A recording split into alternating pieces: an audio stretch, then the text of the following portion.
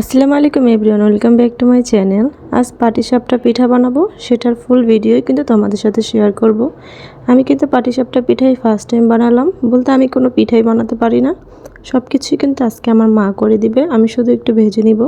তো এখানে কিন্তু খেরসাটা বানানোর জন্য রেডি করতেছে। এখানে এই যে গুঁড়াটা দিয়েছে, এটা কিন্তু পোলাও চালের গুঁড়া। পোলাওর চাল ব্লেন্ডারে গুঁড়া করে নিয়েছিল, আর দিয়েছে দুধ, নারকেল আর হচ্ছে গুড়।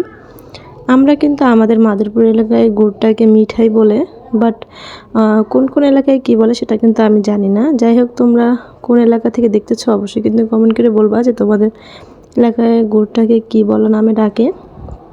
তো খেরসাটা প্রথমে একটু ঠান্ডা অবস্থায় সব কিছু দিয়ে চুলায় দিয়ে দিয়েছে, একেবারে ঘন হয়ে গেলে কিন্তু নামিয়ে নেবে। তারপরে এখানে আমি প্রথমে বেটার তৈরি করেছিল মিঠাই দিয়ে আর হলো চালের গুঁড়ো দিয়ে। তো পাটিসাপটা বানানোর আগে কিন্তু বেটারটাকে আগে থেকে গুলিয়ে রেখে দিতে হয়, তাহলে কিন্তু পিঠাটা অনেক সুন্দর উঠে, ভেঙে যায় না। তো আমি মাকে বললাম যে আমি একটু ডিজাইন করে বানাবো। নেটে দেখেছিলাম যে কালার মানে ফুড কালার দিয়ে প্রথমে একটু দিয়ে ডিজাইন করে ঘুরিয়ে ঘুরিয়ে তারপরে কিন্তু পাটিসাপটার এই বেটারটা দিয়ে তারপরে খেসাটা দিয়ে বানানো হয়। তো ওরকমভাবে আমি বানাবো। মিঠাইটা দিয়ে বানালে ভালো লাগবে না, তাই বলছি চিনি দিয়ে একটা বেটার বানিয়ে দাও। তো ওই বেটারটা বানানোর পর কিন্তু পিঠাগুলো অনেক সুন্দর হচ্ছে, দেখতে পারবা। কিন্তু পরে ভেঙে ভেঙে গিয়েছিল, কারণ এই বেটারটা কিন্তু আগে থেকে বানিয়ে রাখা হয়নি, সাথে সাথে বানিয়ে মা আমাকে দিয়ে দিয়েছিল, কারণ উনি জানতো না যে আমি সাদাটা বানাবো, তাই আর কি। তো এখানে এই যে আমি ফুড কালার দিয়ে প্রথমে একটু গুলিয়ে নিয়ে কিন্তু আর কি ব্যাগে ভরে তারপরে এই যে দেখছো মুড়িয়ে মুড়িয়ে জিলাপির মতো দিয়ে দিলাম। তারপরে বেটারটা দিয়ে তারপরে খেসা দিয়ে বানিয়ে নেব। এভাবে কিন্তু আমি অনেকগুলোই বানিয়েছি। তো দুই রকমভাবে বানিয়েছি, একটা এরকম ঘুরিয়ে ঘুরিয়ে বানিয়েছি, আর একটা হচ্ছে ফোঁটা ফোঁটা দিয়ে বানিয়েছি।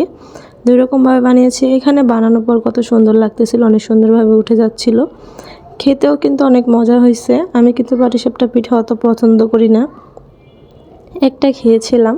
তারপরে এই যে আমি সবগুলো মানে আমি কিছুটা ভেজে নিয়েছিলাম, তারপরে মা অনেকটা ভেজে নিয়েছে। আর খেরসাটা কিন্তু সব আজকে ব্যবহার করিনি, অর্ধেকটা দিয়ে পিঠা বানিয়েছে আর অর্ধেকটা দিয়ে কালকে বানাবে, কারণ এই পিঠাটা কিন্তু রেখে দিলে শক্ত হয়ে যায়, পরে একেবারে ভালো লাগে না।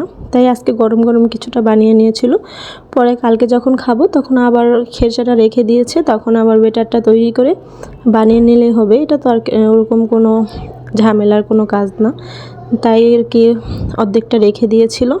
তো এখানে কিন্তু এইটা দেখতে পাচ্ছ একেবারে ভেঙে গেল, নষ্ট হয়ে গিয়েছে। যেগুলো একটু ভালো ভালো হয়েছিল আমি ওগুলো রেখে দিয়েছিলাম ভিডিওর জন্য। তো এভাবে অনেকগুলোই বানিয়েছি।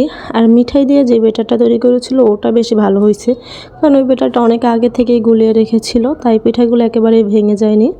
তো ফাইনালি কিন্তু আমার বানানো হয়ে গেছে। দেখো, উঠাতে গিয়ে কিন্তু অনেকটা একটু ভেঙে ভেঙে ফেটে ফেটে গিয়েছিল, বাট অনেক সুন্দর হয়েছে, মজাও হয়েছে। যাই হোক, তো আমার ভিডিওটা ভালো লাগলে কিন্তু অবশ্যই একটা লাইক কমেন্ট করে দিবা।